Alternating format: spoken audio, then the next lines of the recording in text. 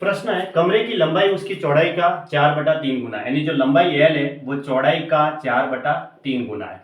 अब ये 3 इधर आ जाएगा तो 3l बराबर 4b हुआ।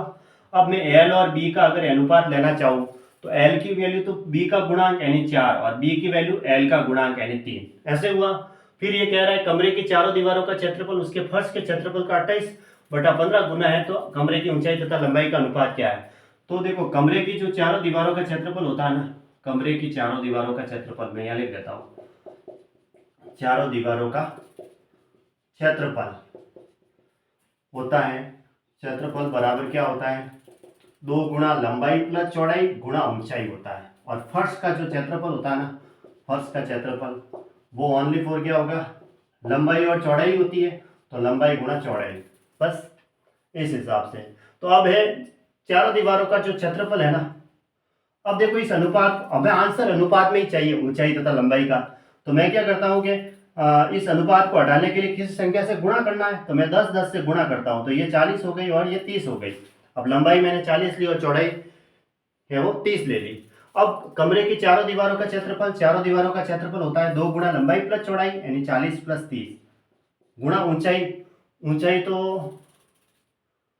इसने कहा है ना, फिर ऊंचाई तो हमें निकालनी पड़ेगी, बराबर किसके बराबर है चारों दीवारों का क्षेत्रफल उसके फर्श के क्षेत्रफल का।